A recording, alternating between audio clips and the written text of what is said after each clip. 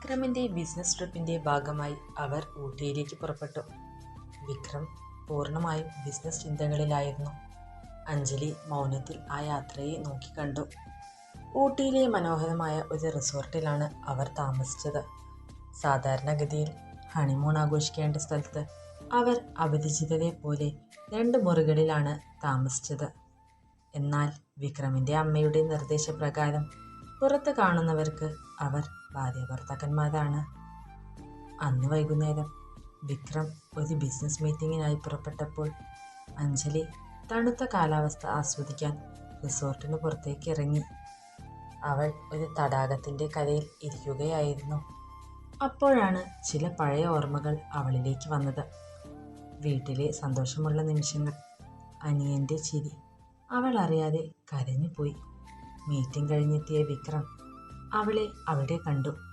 സാധാരണഗതിയിൽ വികാരങ്ങൾ പ്രകടിപ്പിക്കാത്ത അവൾ കരയുന്നത് കണ്ടപ്പോൾ ഒരു നിമിഷം തരിച്ചു നിന്നു. എന്താണ് പ്രശ്നം?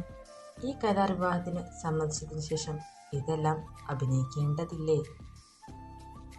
വിക്രം പതിവ് ഗൗരവത്തോടെ ചോദിച്ചു. അഭിനയിക്കുകയല്ല, എനിക്ക് നഷ്ടപ്പെട്ട സന്തോഷത്തെക്കുറിച്ചോർത്ത് സങ്കടം വന്നു. നിങ്ങൾക്ക് ഒരു ഭാര്യയുണ്ട്, പക്ഷേ എനിക്കെൻ്റെ പഴയ ജീവിതം നഷ്ടപ്പെട്ടു. അവൾ വിങ്ങിക്കരഞ്ഞു.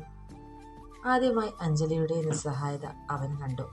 അവൻ്റെ കയ്യിലുണ്ടായിരുന്ന കോട്ട് ഊരി അവൾക്ക് നേരെ നീട്ടി. തണുക്കുന്നുണ്ടെങ്കിൽ ഇതെടുത്തോളൂ, അല്ലാതെ വൈകാരിക നാടകങ്ങൾ എൻ്റെ അടുത്ത് വില പോകില്ല എന്ന് പറഞ്ഞ് വിക്രം തിരിഞ്ഞു നടന്നു. എന്നാൽ അവൾ വിക്രമിൻ്റെ കോട്ട് സ്വീകരിച്ചു. കോട്ടിന് വിക്രമിൻ്റെ ഇഷ്ടപ്പെട്ട പെർഫ്യൂമിൻ്റെ മണമായിരുന്നു. ആ നിമിഷം തണുത്ത കാറ്റിനൊപ്പം അവൾ ആദ്യമായി ആ തണുപ്പൻ സ്വഭാവമുള്ള മനുഷ്യൻ്റെ ചെറിയൊരു മനുഷ്യത്വത്തിൻ്റെ സ്പർശം അറിഞ്ഞു. അടുത്ത ദിവസം വിക്രം അഞ്ജലിയെ ഒരു പഴയ റിസോർട്ടിനടുത്ത് വെച്ച് കണ്ടുമുട്ടണമെന്ന് ആവശ്യപ്പെട്ടു. ഇവിടെയാണ് എൻ്റെ പുതിയ പ്രൊജക്റ്റിൻ്റെ സ്ഥലം, എൻ്റെ കൂടെ വരണം, വിക്രം പറഞ്ഞു. അവിടെ എത്തിയപ്പോൾ വിക്രം അഞ്ജലിയോട് ആ സ്ഥലത്തെക്കുറിച്ച് സംസാരിക്കാൻ തുടങ്ങി. ഇതെൻ്റെ അച്ഛൻ്റെ ഇഷ്ടപ്പെട്ട സ്ഥലമായിരുന്നു. ഇവിടെ ഒരു ചെറിയ വീടുണ്ടായിരുന്നു. ഞാനും അമ്മയും അച്ഛനും ഒരുമിച്ചുണ്ടായിരുന്ന അവസാനത്തെ സ്ഥലം, വിക്രം പതിഞ്ഞ സ്വരത്തിൽ പറഞ്ഞു. അവൾ ശ്രദ്ധിച്ചു. വിക്രം അവൻ്റെ വ്യക്തിപരമായ കാര്യങ്ങൾ സംസാരിക്കുന്നത് ആദ്യമായിട്ടായിരുന്നു. അച്ഛൻ ഇവിടെ വെച്ചാണ് ഒരു വലിയ അപകടത്തിൽ മരിച്ചത്. എൻ്റെ അച്ഛൻ്റെ ബിസിനസ് പങ്കാളിയായിരുന്ന ഒരാൾ ചതിച്ചതിനെ തുടർന്നായിരുന്നു ആ അപകടം, വിക്രം പറഞ്ഞു. അവൻ്റെ കണ്ണുകളിൽ പഴയ വേദനയുടെ വേറെയുണ്ടായിരുന്നു.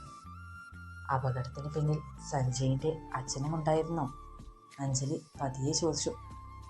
വിക്രം അവളെ നോക്കി. അതെ, ഈ കുടുംബത്തിൻ്റെ അഭിമാനം തകർത്തത് അവരാണ്. അതുകൊണ്ടാണ് ഞാൻ സഞ്ജയിനെ ഇത്രയധികം വെറുക്കുന്നത്.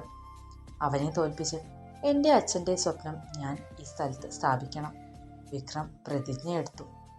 അതുകൊണ്ടാണ് നിങ്ങൾ എന്നെ ഈ കരാറിൽ വിവാഹം കഴിച്ചത്, അല്ലേ? നിങ്ങളുടെ പ്രതികാരത്തിൻ്റെ ഭാഗമായി അഞ്ജലിക്ക് സത്യം മനസ്സിലാവാൻ തുടങ്ങി. അതെ, നായർ ഗ്രൂപ്പിൻ്റെ അന്തസ്സും എൻ്റെ അച്ഛൻ്റെ സ്വപ്നവും തിരിച്ചുപിടിക്കാൻ എനിക്കൊരു ഭാര്യയെ ആവശ്യമുണ്ടായിരുന്നു. എൻ്റെ ഇമേജ് സംരക്ഷിക്കാൻ അത് നിങ്ങൾ മാത്രമായിരുന്നു, വിക്രം സമ്മതിച്ചു. അഞ്ജലിക്ക് വിഷമം തോന്നി. താൻ വെറുമൊരു കരുവായി ഉപയോഗിക്കപ്പെടുകയാണ്. നിങ്ങൾക്ക് പ്രണയബന്ധങ്ങളോട് താല്പര്യമില്ലാത്തത് ഇതുകൊണ്ടാണോ? അവൾ ചോദിച്ചു. വിക്രം പെട്ടെന്ന് ദേഷ്യപ്പെട്ടു. നിങ്ങൾ കരാറിലെ നിയമങ്ങൾ ഓർക്കണം. എൻ്റെ വ്യക്തിപരമായ കാര്യങ്ങൾ ചോദ്യം ചെയ്യേണ്ടതില്ല. നമുക്ക് തിരികെ പോകാം എന്ന് പറഞ്ഞ് അവൻ ദേഷ്യത്തോടെ കാറിൽ കയറി. അഞ്ജലിക്ക് മനസ്സിലായി, വിക്രം ഒരു പ്രതികാരദാഹിയായ ബിസിനസ്സുകാരനല്ല, മറിച്ച് പഴയൊരു വേദന പേർന്ന മകനാണ്. യാത്ര കഴിഞ്ഞ് മുംബൈയിൽ തിരിച്ചെത്തിയ ശേഷം അഞ്ജലി വീണ്ടും കോർപ്പറേറ്റ് ജോലികളിൽ മുഴുകി. അവൾ പതിയെ കാര്യങ്ങൾ പഠിക്കാൻ തുടങ്ങി. അഞ്ജലിയുടെ സത്യസന്ധതയും ലാളിത്യവും വിക്രമിൻ്റെ ജീവനക്കാർക്കിടയിൽ അവൾക്ക് ബഹുമാനം നേടിക്കൊടുത്തു. ഒരു ദിവസം രാത്രി അഞ്ജലി മുറിയിലിരുന്ന് പഠിക്കുകയായിരുന്നു. അപ്പോൾ വിക്രം അവളുടെ അടുത്ത് വന്നു. നിങ്ങൾ എത്ര പഠിച്ചാലും ഒരു സാധാരണക്കാർക്ക് ഈ ബിസിനസ് ലോകം മനസ്സിലാക്കാൻ കഴിയില്ല, വിക്രം പരിഹസിച്ചു. ശരിയാണ്, പക്ഷേ പഠിക്കാനുള്ള മനസ്സ് എനിക്കുണ്ട്. എന്നെ വിശ്വസിക്കണമെന്നില്ല. നിങ്ങളുടെ ജോലി ഭംഗിയാക്കാൻ വേണ്ടി ഞാൻ കഠിനാധ്വാനം ചെയ്യും, അഞ്ജലി മറുപടി പറഞ്ഞു. ആ മറുപടി വിക്രമിന് ഇഷ്ടമായി. ഇതൊരു പരീക്ഷണമാണ്, നിങ്ങൾ അത് പാസ്സാക്കണം, അവൻ പറഞ്ഞു. അന്ന് രാത്രി ആകസ്മികമായി വീട്ടിലെ വൈദ്യുതി നിലച്ചു. നക്ഷത്ര ബംഗ്ലാവിൽ മൊബൈലിൻ്റെ വെളിച്ചം മാത്രം. ഭയം തോന്നിയ അഞ്ജലി വിക്രമിൻ്റെ മുറിയിലേക്ക് ഓടിച്ചെന്നു. വിക്രം, എനിക്ക് എനിക്ക് പേടിയാവുന്നു, അവൾ പറഞ്ഞു. വിക്രം ചിരിച്ചു. ഭയങ്കര ധൈര്യശാലിയാണെന്ന് പറഞ്ഞിട്ട് ലൈറ്റ് പോയതിന് പേടിയോ? ഇരുട്ടിനെ എനിക്ക് ഭയമാണ്, അവൾ സമ്മതിച്ചു. വിക്രം അവളെ പരിഹസിച്ചില്ല. അവൻ മൊബൈൽ വെളിച്ചത്തിൽ തൻ്റെ ലാപ്ടോപ്പ് ഓണാക്കി. ഒരു പഴയ സിനിമ പ്ലേ ചെയ്തു. പേടി മാറും വരെ സിനിമ കാണാം, ഇവിടെ ഇരിക്കുക, വിക്രം നിർദ്ദേശിച്ചു. അങ്ങനെ ആദ്യമായി അവർ ഒരുമിച്ചൊരു മുറിയിൽ ഒരു സിനിമ കണ്ടു. കരാർ നിയമങ്ങൾ മറികടന്ന് അവർ പരസ്പരം മിണ്ടിയില്ലെങ്കിലും അവരുടെ ശരീരം അടുത്തടുത്തു. അഞ്ജലി അറിയാതെ അവൻ്റെ തോളിൽ തലചായ്ച്ചു.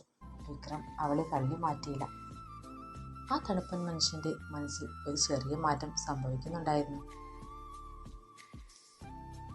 കഥയിലെ ആദ്യത്തെ മൃദുലമായ നിമിഷമായിരുന്നു അത്. വൈദ്യുതി വന്നപ്പോൾ അഞ്ജലി പെട്ടെന്ന് എഴുന്നേറ്റ് മുറിയിലേക്ക് പോയി. മുഖം ചുവന്നിരുന്നു. നായർ ഗ്രൂപ്പിൻ്റെ പുതിയ പ്രൊജക്റ്റിൽ അഞ്ജലിയുടെ സാന്നിധ്യം സഞ്ജയ് വർമ്മയ്ക്ക് സംശയമുണ്ടാക്കി.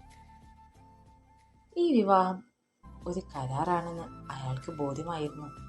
സഞ്ജയ് വിക്രമിൻ്റെ കാര്യങ്ങൾ ചോദിച്ചറിയാൻ വിക്രമിൻ്റെ പേഴ്സണൽ സെക്രട്ടറി മീരയെ സ്വാധീനിക്കാൻ തുടങ്ങി. ഒരു ദിവസം മീര അഞ്ജലിയെ രഹസ്യമായി കാണാൻ വന്നു.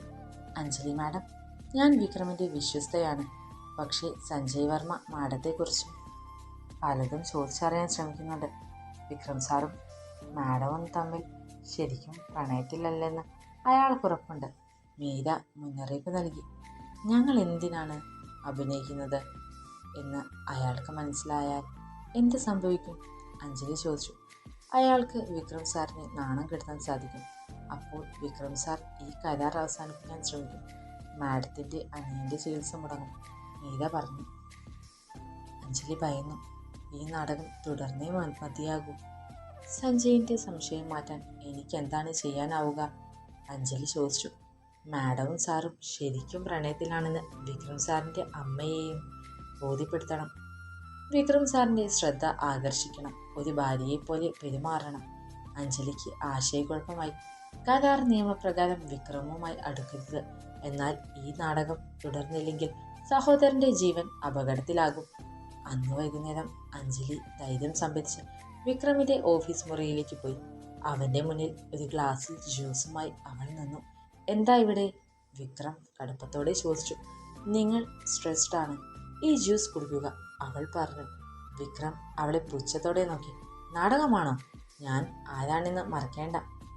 പക്ഷേ അവൾ അവൻ്റെ അടുത്ത് പോയി അവൻ്റെ ടൈ നേരെയാക്കി. ഞാനൊരു അപകടകാരിയല്ല വിക്രം, ഞാനെൻ്റെ സഹോദരന് വേണ്ടി ചെയ്യുന്ന ഒരു കാര്യമാണിത്. എനിക്കൊരു ഭാര്യയായി നന്നായി അഭിനയിക്കാൻ അറിയാം. അവളുടെ അടുപ്പം വിക്രമിനെ അസ്വസ്ഥനാക്കി. അവൻ്റെ കയ്യിലെ പേന നിലത്തേക്ക് വീണു. അവൻ്റെ ഹൃദയമിടിപ്പ് ഉയർന്നത് അഞ്ജലി അറിഞ്ഞു. അഞ്ജലിയുടെ പുതിയ നീക്കങ്ങൾ വിക്രമിൻ്റെ ജീവിതത്തിൽ താളം തെറ്റിച്ചു. അവൾ അവൻ്റെ ഷർട്ടുകൾ അയൺ ചെയ്തു. അവൻ ഇഷ്ടപ്പെട്ട ഭക്ഷണം ഉണ്ടാക്കി കൊടുത്തു. അവൻ്റെ ഡയറ്റിൽ ശ്രദ്ധിച്ചു.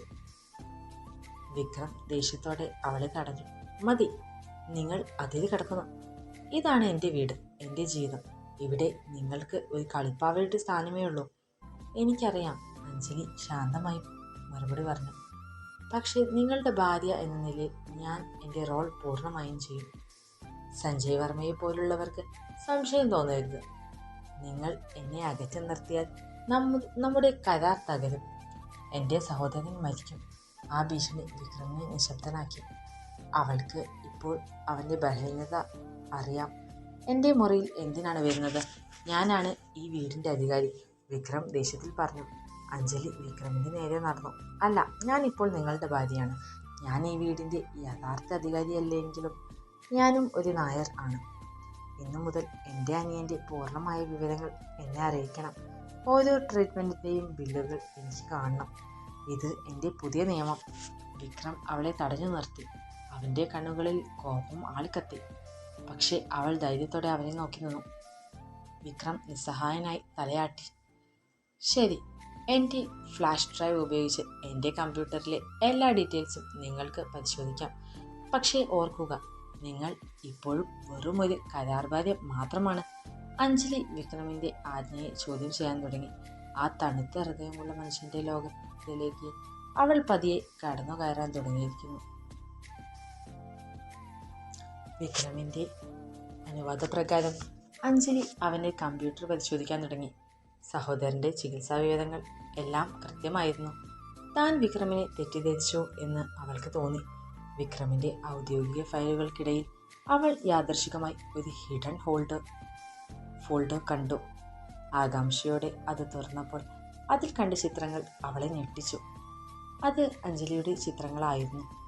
അവൾ കാറ്ററിംഗ് ജോലി ചെയ്തിരുന്ന ഹോട്ടലിലെ ചിത്രങ്ങൾ, സഹോദരനെ ആശുപത്രിയിൽ സന്ദർശിക്കുന്ന ചിത്രങ്ങൾ, അവളുടെ വീടിൻ്റെ ചിത്രങ്ങൾ. ഒരു മാസത്തോളം വിക്രം തന്നെ പിന്തുടരുകയായിരുന്നു എന്ന് അവൾക്ക് മനസ്സിലായി. കൂടാതെ ആ ഫോൾഡറിൽ ഒരു മെയിൽ കണ്ടു. അത് ഗായത്രി ദേവി, വിക്രമിൻ്റെ അമ്മ, ഒരു സ്വകാര്യ ഡിറ്റക്റ്റീവിന് അയച്ചതായിരുന്നു. വിവാഹത്തിനായി ദുർബലമായ ഒരു പെൺകുട്ടിയെ കണ്ടെത്തണം. അവൾക്ക് പണത്തിന് അത്യാവശ്യമുണ്ടായിരിക്കണം. നമ്മുടെ കാര്യങ്ങൾ പുറത്തു വിടരുത്. അഞ്ജലിയുടെ കണ്ണുകൾ നിറഞ്ഞു. വിക്രമിൻ്റെ അമ്മ തന്നെ ഒരു കളിപ്പാവയായി കണ്ടു. വിക്രം തന്നെ തിരഞ്ഞെടുത്തതല്ല, മറിച്ച് അവൻ്റെ അമ്മ തന്നെ വിലയ്ക്ക് വാങ്ങാൻ നിർദ്ദേശിച്ചതാണ് എന്ന് അവൾക്ക് മനസ്സിലായി. അവൾക്ക് ദേഷ്യം വന്നു. വിക്രമിൻ്റെ മുറിയിൽ പോയി അവൾ ആ മെയിലിൻ്റെ കാര്യം പറഞ്ഞ് വഴക്കുണ്ടാക്കി. നിങ്ങൾ എന്നെ തിരഞ്ഞെടുത്തതല്ല, നിങ്ങളുടെ അമ്മ എന്നെ വിലയിട്ടതാണ്. ഞാൻ വെറും ഒരു കരുവാണ്. ഞാൻ ഈ നാടകം നിർത്തും, അവൾ വികാരാധീനമായി പറഞ്ഞു. വിക്രം ശാന്തനായിരുന്നു. ശരിയാണ്, എൻ്റെ അമ്മയാണ് നിങ്ങളെ തിരഞ്ഞെടുത്തത്. നിങ്ങൾ ദുർബലയാണെന്ന് അവർ കരുതി. പക്ഷെ നിങ്ങൾ ഇവിടെ വന്ന ശേഷം എൻ്റെ ലക്ഷ്യത്തിനായി നിങ്ങളെ ഉപയോഗിക്കേണ്ടത് എൻ്റെ ആവശ്യമായി മാറി. നിങ്ങളുടെ ലക്ഷ്യം എന്താണ്? സഞ്ജയ് വർമ്മയെ തോൽപ്പിക്കുക? അതോ? വിക്രം അവളെ തടഞ്ഞു. എൻ്റെ ലക്ഷ്യം എൻ്റെ അമ്മയെ രക്ഷിക്കുക കൂടിയാണ്. എൻ്റെ അച്ഛൻ മരിച്ച ശേഷം അമ്മ ഒരുപാട് വേദനിച്ചു. ഈ ബിസിനസ് ലോകം എൻ്റെ അമ്മയ്ക്ക് ഒരു ഭീഷണിയാണ്. എനിക്ക് നിങ്ങളോട് ഒരു വികാരം ഉണ്ടാകാൻ പാടില്ലായിരുന്നു, വിക്രം സ്വയം പറഞ്ഞു. വിക്രമിൻ്റെ ഈ വാക്കുകൾ അവളിൽ സംശയമുണ്ടാക്കി. അവൻ്റെ മനസ്സിൽ തന്നോടൊരു തരം വികാരം ഉണ്ടായിരുന്നോ? നായർ ഗ്രൂപ്പിൽ ഒരു സാമ്പത്തിക പ്രതിസന്ധി ഉടലെടുത്തു. സഞ്ജയ് വർമ്മ വിക്രമിൻ്റെ പുതിയ പ്രൊജക്റ്റുമായി ബന്ധപ്പെട്ട എല്ലാ ഫണ്ടുകളും തടഞ്ഞുവെച്ചു. കമ്പനിയിലെ ബോർഡ് മെമ്പർമാർ വിക്രമിനെതിരെ തിരിഞ്ഞു. ഗായത്രി ദേവി വിക്രമിനെ ശാസിച്ചു. നിനക്ക് ഒരു വർഷം സമയം നൽകിയത് ഈ കുടുംബത്തിൻ്റെ അഭിമാനം നിലനിർത്താനാണ്, അല്ലാതെ ബിസിനസ് തകർക്കാനല്ല. നിന്റെ ശ്രദ്ധ മുഴുവൻ ആ പെൺകുട്ടിയിലേക്ക് പോയതാണ് പ്രശ്നം. വിക്രം നിസ്സഹായനായി. അഞ്ജലിയുടെ സാന്നിധ്യം അവനെ അലട്ടി. കരാർ വിവാഹം ആണെങ്കിലും അവൾ തൻ്റെ കാര്യങ്ങളിൽ ഇടപെടുന്നതും തൻ്റെ മുന്നിൽ ഭയമില്ലാതെ നിൽക്കുന്നതും അവനിലെ ബിസിനസ്സുകാരനെ തളർത്തി. ഒരു ദിവസം രാത്രി വിക്രം തൻ്റെ മുറിയിൽ വെച്ച് പ്രധാനപ്പെട്ട ചില രേഖകൾ കത്തിച്ചു കളയുകയായിരുന്നു. അഞ്ജലി ആകസ്മികമായി അത് കണ്ടു. വിക്രം, നിങ്ങൾ എന്താണ് ഈ ചെയ്യുന്നത്? കമ്പനി രഹസ്യങ്ങളാണോ കത്തിക്കുന്നത്? അഞ്ജലി ഭയത്തോടെ ചോദിച്ചു. ഇതിൽ നിങ്ങൾ ഇടപെടേണ്ട. ഇത് കമ്പനിയെ രക്ഷിക്കാനുള്ള എൻ്റെ അവസാന വഴിയാണ്, വിക്രം കടുപ്പത്തിൽ പറഞ്ഞു. അഞ്ജലിക്ക് ഒരു കാര്യം മനസ്സിലായി.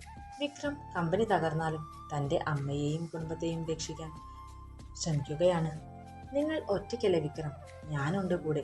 നിങ്ങളെ സഹായിക്കാൻ ഞാൻ എന്താണ് ചെയ്യേണ്ടത്? അഞ്ജലി ആദ്യമായി ഒരു ഭാര്യയുടെ അധികാരത്തോട് ചോദിച്ചു. വിക്രം ഞെട്ടി. എനിക്ക് ആരുടെയും സഹായം ആവശ്യമില്ല. ഇത് എൻ്റെ യുദ്ധമാണ്. നിങ്ങൾക്ക് എന്നെ വിശ്വസിക്കാമെങ്കിൽ ഞാനൊരു ചെറിയ സഹായം ചെയ്യാം. ഞാൻ കാറ്ററിംഗ് ജോലി ചെയ്തിരുന്ന ഹോട്ടലിൽ നിന്നും ചില ബിസിനസ് രഹസ്യങ്ങൾ ചോർത്താൻ ഞാൻ സഹായിക്കാം. സഞ്ജയിൻ്റെ അടുത്ത ആളുകളാണ് അവിടെയുള്ളത്, അഞ്ജലി പറഞ്ഞു. വിക്രം അവളെ തുറച്ചു നോക്കി. അപകടമാണ്. ഈ കരാറിന് വേണ്ടി നിങ്ങൾ നിങ്ങളുടെ ജീവൻ പണയം വെക്കേണ്ട ആവശ്യമില്ല. ഇപ്പോൾ ഇത് എൻ്റെ യുദ്ധം കൂടിയാണ്. എൻ്റെ സഹോദരൻ്റെ ജീവൻ രക്ഷിച്ചതിന് ഞാൻ ഒരു മറുപടി നൽകണം, അഞ്ജലി പറഞ്ഞു. ആദ്യമായി വിക്രം അഞ്ജലിയെ പൂർണ്ണമായി വിശ്വസിക്കാൻ ഒരുങ്ങുകയായിരുന്നു. വിക്രമിൻ്റെ സമ്മതത്തോടെ അഞ്ജലി പഴയ കാറ്ററിംഗ് ഹോട്ടലിലേക്ക് തിരിച്ചുപോയി. അവൾ പഴയ സുഹൃത്തുക്കളുമായി സംസാരിച്ചു. സഞ്ജയിൻ്റെ പുതിയ പ്രൊജക്റ്റുമായി ബന്ധപ്പെട്ട ചില രഹസ്യ വിവരങ്ങൾ കണ്ടെത്താൻ അവൾക്ക് കഴിഞ്ഞു. വിക്രം ആകാംക്ഷയോടെ അഞ്ജലിയെ കാത്തിരുന്നു. അവൾ തിരികെ വന്നപ്പോൾ അവൻ്റെ മുഖത്ത് ആശ്വാസം നിഴലിച്ചു. വിക്രം, സഞ്ജയ് വർമ്മ പുതിയ പ്രൊജക്റ്റിനായി ഉപയോഗിക്കുന്ന ഭൂമിക്ക് ചില നിയമപരമായ പ്രശ്നങ്ങളുണ്ട്. അവർ കള്ളരേഖകളാണ് ഉപയോഗിച്ചിരിക്കുന്നത്. അഞ്ജലി തെളിവുകൾ അവൻ്റെ മുന്നിൽ വെച്ചു. വിക്രം ആ രേഖകൾ പരിശോധിച്ചു. അവൻ്റെ കണ്ണുകൾ തിളങ്ങി. അഞ്ജലി, നിങ്ങൾ എന്നെ ഞെട്ടിച്ചു.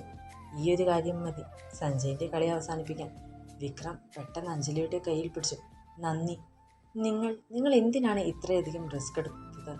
വിക്രം, ഞാനിപ്പോൾ നിങ്ങളുടെ ഭാര്യയാണ്. നിങ്ങൾ തകർന്നാൽ എൻ്റെ സഹോദരൻ്റെ ഭാവിയാണ് തകരുന്നത്. അതിലുപരി എനിക്ക് നിങ്ങളെ ഇഷ്ടമായി തുടങ്ങി, അഞ്ജലി ആവേശത്തോടെ പറഞ്ഞു. അവൾ പറഞ്ഞത് കേട്ട് വിക്രം പെട്ടെന്ന് കൈവിട്ടു. അവൻ്റെ മുഖം വീണ്ടും കടുപ്പമായി. അഞ്ജലി, നിങ്ങൾ കരാർ മറക്കരുത്.